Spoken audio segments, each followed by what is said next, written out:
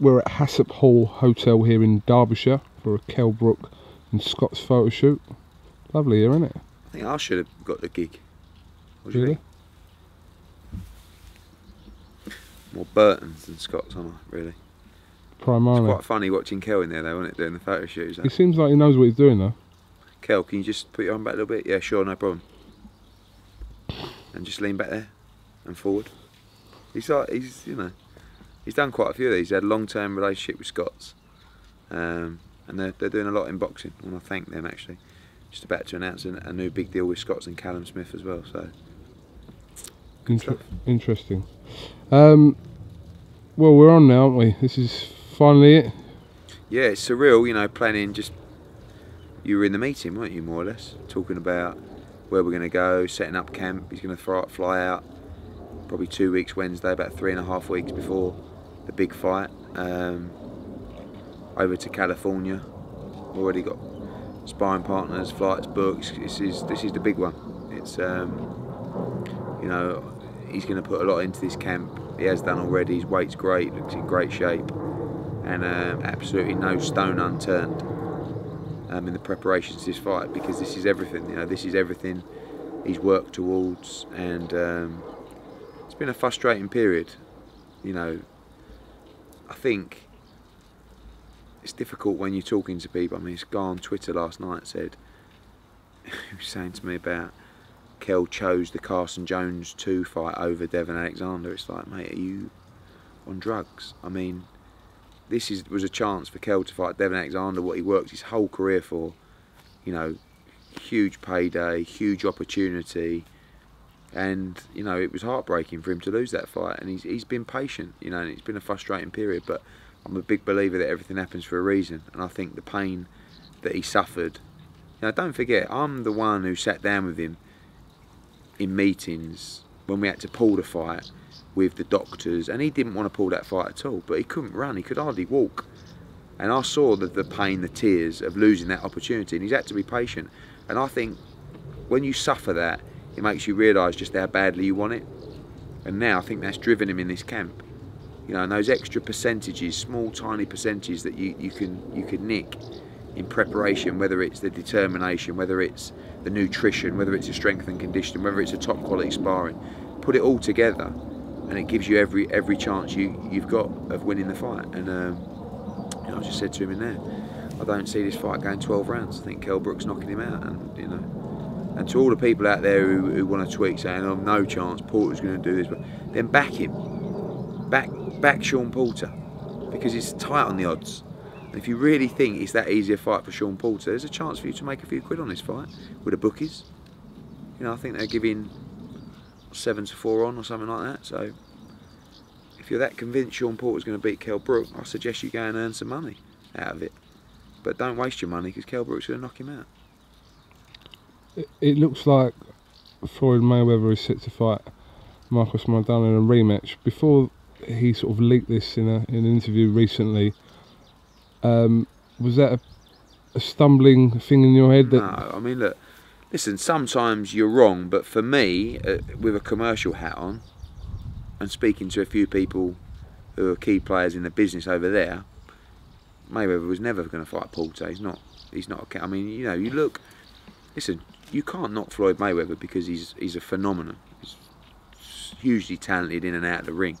The fact is that if you look at his recent pay-per-views, the Guerrero and the Maidana numbers were poor. You know, in the 800s, what's been reported. The Canelo fight did great, but you know, Mayweather against Porter.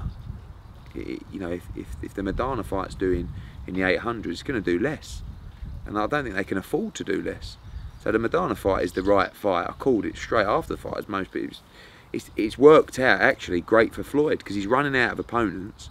Maidana wasn't actually, or many perceived him to be, that credible for the first fight, but now he's even more credible for the rematch, and I think in the rematch Floyd should do a better job on him. So actually it's worked out quite well, but I never thought for a minute Porter would get it. I think it's more about, obviously, you know, I think promotionally Golden Boy have got Porter, but he's also advised by Al Heyman, and you know, I don't know enough about what's going on with the politics out there, but I would have thought that was awkward, and maybe that's what took some time. A little bit surprised to go from September the 6th to August the 16th. It was great for Kell because he was ready to go, and he was a little bit disappointed with the delay from the August the 9th to the 6th, 4 weeks. So, but he stayed on it, and then we got the call, and happy days, ready to go on August the 16th. But is the only way this fight wouldn't have happened is if they'd tried to get a unification with Mayweather? Is that the only way? No, it couldn't have been a unification. The IBF, you know, one of the reasons why, you remember everything had to happen before a certain date. Then they asked for the extension. We rejected the extension, and the deal that was reached with Golden Boy and with the IBF was that whatever happened, Sean Porter had to fight Kell Brook next. No unification after Maidana, because he was granted the extension. Right. So no unification, nothing could stand in the way. He fights Kell Brook or he's stripped of the title. And of course, if that was a deal reached by Golden Boy, you know, if it was contracted, you'd feel comfortable, but there's always that doubt. But this is with the governing body, and it's, you know, it was done through lawyers, and everyone knows the position. But I think if Porter would have got the Maidana fight, he would have potentially been happy to win the belt. It's a huge opportunity, but I don't think he was going to get that fight. And you know, he fights Kell Brook or he vacates, and he's chose to fight Kell Brook, and it's a brilliant fight. I mean, I believe Kell Brook's going to win the fight, and many believe Porter will win the fight. But the fact remains it is a wonderful fight in the division. It's such a great fight. Porter's a great talent. He looked red hot against Maidana. Brook's undefeated. Many say not been tested at the highest level. Well, now he is. So now we're going to see. You know. Yeah, obviously you've said for a while that, you know, quite specifically you think that, you know, he'll stop him, he'll knock him out. But what makes you think that he's prepared to face someone like Sean Porter in reference to the opponents that he's faced? He's definitely never fought anyone at Sean Porter's level. Is that a worry for you though? No, because I believe in what he's got, and I believe in the gears that he's got that we haven't seen. So if I'm wrong, then he's not good enough at world level, but I don't believe I'm wrong. And I back him 150%, because, you know, you get two kinds of Kell Brook. You get the underprepared Kell Brook, which you saw against Carson Jones, and then you get the real Kell Brook.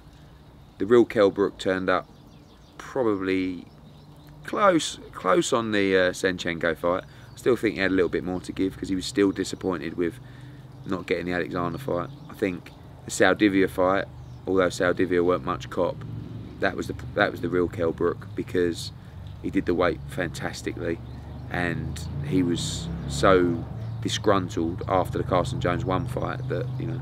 So I think we've only seen him a couple of times, but here you're going to get the best ever Kell Brook, and I just believe technically, timing, people underestimate his speed, his jab, and I think Porter's style is perfect for him. I mean, you know, Porter's gonna make it rough for him, and he's gonna try and rough him up on the inside, and he's gonna be heavy-handed, but he's also got to find a way into Kell Brook, and that's not the easiest thing in the world. Kell's got a great jab, he's got great accuracy. When he's on the weight, he punches as hard as anyone in the division, I believe. And they know, Porter knows what kind of fight this is. This is a great fight, you know. But like anything, Kell's got to be 120%, because when you're at this level and you're not going to win. And if you're not good enough, you won't win. But I believe he is. I really do, and I believe that this is just his time. So, obviously 5 weeks away from the fight, looking over the last 3 years, or 2.5, 3 years, you don't regret maybe putting him with a couple of more credible or top 10 rated welterweights? To be honest with you, everything's been geared towards a strategy to get to where we needed to be. Do you understand what I'm saying? So, like, in that respect, we made a decision about, I mean, I signed Kell Brook in 2011, and we started off, he boxed Love Morondu, which at the time was a big step up for him, you know, a gatekeeper if you like, boxed a lot of top fighters. Then he fought Rafael Djakovic a few months later, fought for the world title, won the European title, never been stopped him. Really pleased with that progression. Then the Matthew Hatton fight come up. You know, been in with Alvarez, still a decent fighter, but huge domestic fight. Perfect. And then from there, it was like, right, that was for the IBF international title. So then we looked at the divisions, and it's a tough division to iron out a world title shot. You know, just because someone's a #1 challenger in the WBO and Manny Pacquiao's got a title, do you honestly think you're going to get a mandatory shot at Manny Pacquiao? Let's get real here. So you have to look at the best route, and the best route was the IBF title. So from there, we fought an IBF. We looked down the rankings. Carson Jones was number 6 or something like that, and Kell, I think, was 4 or 5.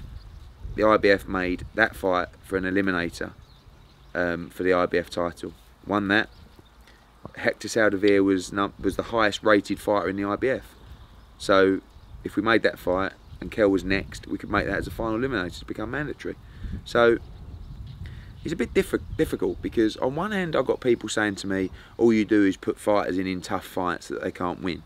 And then on the other hand, you've got people saying, well, don't you think you should match fighters a little bit tougher? I mean, I don't know, you know, one of my jobs is to make sure that I give fighters the best opportunity. The other job is to keep fans and broadcasters happy. So there's got to be a fine line. And with the Saldivia fight, that was a fight to become the mandatory for Devon Alexander.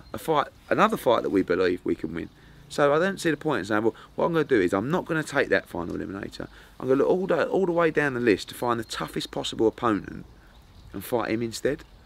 You know, of course, you want to prepare a fighter for a world title, and you know, like, even since he messed up against Carson Jones the first time around, he's improved physically and mentally. But when the heartbreaking Alexander fight was over, he fought Carson Jones. That was just to get him out there. Then the Senchenko fight was a decent sized fight. I mean, he's not a bum, you know, Senchenko. I mean, he's a former world champion. You know, forget the Hatton fight. That was more about the profile. You know, I can't sit here and say, oh, we beat Ricky Hatton on the comeback. But he was a decent fighter. And then the fight in March was just getting him out. You're not, again, when you're waiting for the Porter fight, you're not going to put him in a war, if you was to somehow lose, you lose your position. So I actually think his development's been spot on. And actually, when you talk about Kell Brook's development, the fact remains he's only had one final eliminator, by the way. And the other fact remains is, if the Alexander injuries hadn't have happened, the route would have been absolutely perfect and spot on. But sometimes life doesn't play out like that. But I believe that's improved Kell Brook as a person, and it's matured him. And maybe it's, you know, that heartbreak has led him to win this world title, because it spurred him on, it's made him more of a man, and you know, I believe he's ready. So in answer to your question, you've got to do what you've got to do to get to the promised land, as I keep calling it these days.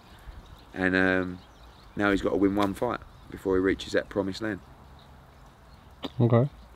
And just finally, you've obviously made reference to, in the past, about Kell Brook's lifestyle outside of the ring, all behind him now?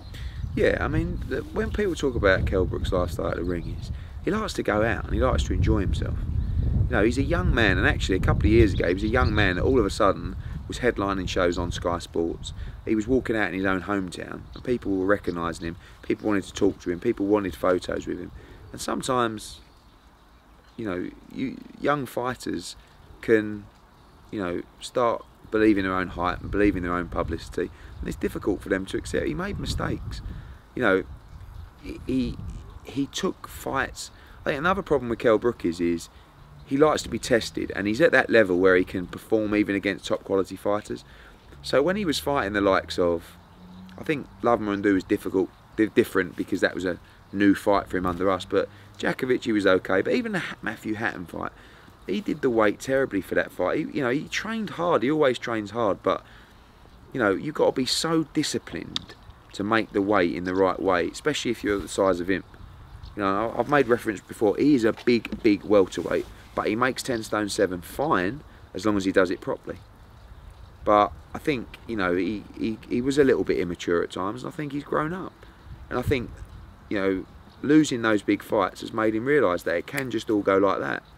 And life's all about seizing the opportunity and seizing the moment. And if you miss it, sometimes it doesn't come around again.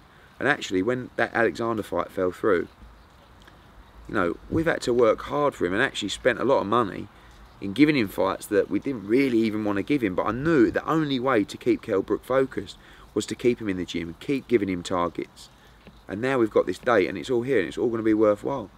So, you know, I think there's an interview recently where I said, Kell Brook's like my little pet project, in that I believe in him so much. I wasn't going to let him go. I wasn't going to let him down, and I wasn't going to give up on him. Because I honestly think if I would have given up on him, I don't believe that he would have gone on to achieve what he could. Because, you know, the amount of times I've been around his house with his dad and we sat there and said, listen, you've got to do it now, you've got to do this, you've got to do, you know. And it's now it seems a different Kell Brook. It's not a kid anymore, you know, and he knows that if he doesn't do it now, you can miss the boat. And now's the perfect time, the right time. You go out and you beat Sean Porter in his backyard, mate. You become a world superstar in the division, and everything's there for you. Go out and change your life forever, you know. And it's the same scenario we talked about with Rose and Barker. If you're not good enough, you're not going to win the fight. But if you are good enough, what is ahead of you will change your life forever. And that's the bait. But it is about levels. Kell hasn't boxed anyone like Porter, and he's going to have to perform better than he's ever done before. But I believe he's going to do it. I believe it's his time. And I hope that people get behind him, because he's a good kid. And he's not like, you know, he don't deserve criticism, in my opinion. All I can tell you is Kell wants to fight the best in the world, and he would fight anyone. And he was gutted that he never got the chance to fight Alexander, and now he's got a chance to put it right. But actually, maybe even those haters out there are driving him on as well, you know. So maybe keep going. I don't know, but I'm excited for him, because actually, until the injury, he was a real starlet of British boxing. He was a golden boy of British boxing for a while, you know, and that's still there. Hasn't gone anywhere. Just got to walk through the door against Porter and make it happen. August the 16th, we shall find out. You'll be there. I will be there. Eddie, thanks for talking to us, and we'll catch up with you soon.